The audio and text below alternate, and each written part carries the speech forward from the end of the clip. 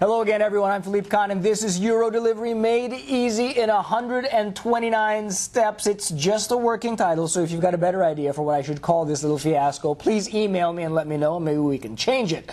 What you're watching, folks, is a video log of my European delivery adventure, and I'm going to be starting at the very beginning with the initial paperwork and taking this all the way through to the end when the car arrives back here in the U.S.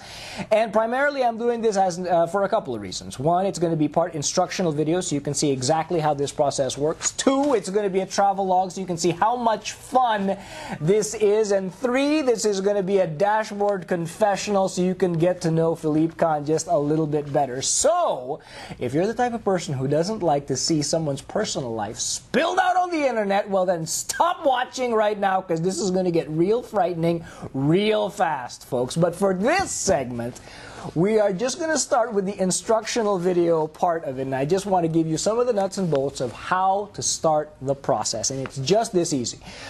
Today we're going to go over the three basic parts to start this. First of all, you need a car. What I'm holding here is a build sheet for the car that I will be picking up in Germany, and basically this is a custom-built automobile, so you need to tell your client advisor exactly what you want. Model, color, options down to the last detail, because it'll be custom-built for you. Once you do that, give it to your client advisor. He will submit an order with BMW. Next thing you need is a date, and that is the date when you will be picking up the car in Munich. What I'm holding right here is my pre-reservation request for BMW European Delivery, and basically all it is my name, address, phone number, and email address, and top 3 dates on which I want to pick up my car in Munich. Give that to your client advisor, or rather supply that information to your client advisor. He'll put that information together, send it off to BMW ED, and in a few days you'll get to know which day you are going to be picking up your BMW in Munich. Do not, and I repeat, do not make any non-refundable travel plans until you get that confirmation from BMW, because there is nothing written in stone until European Delivery makes the time for you to pick up your new automobile.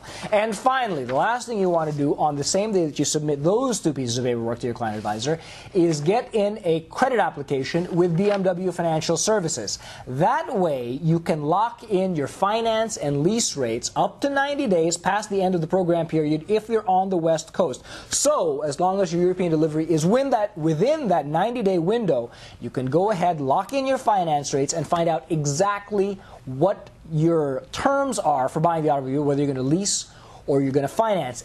Know also that if BMW comes out with a better program in the subsequent months between the time you initially put in your credit application and the time you pick it up or contract the car, then you can take advantage of the improvement. However, if any of those incentives go away, you're locked in. And there are some exceptions to that, and I'll go over that in subsequent episodes, but those are the basic guidelines. If the situation improves, you can take advantage of it. If it deteriorates, you're locked in, and so you don't have to suddenly be faced with a price hike, so to speak, or a change in the terms just because certain financing incentives stopped being effective. All right, ladies and gentlemen, that is episode 1 of European Delivery Made Easy in 129 steps. I hope you enjoyed and learned something along the way. I'm Philippe Kahn, and I will see you next time.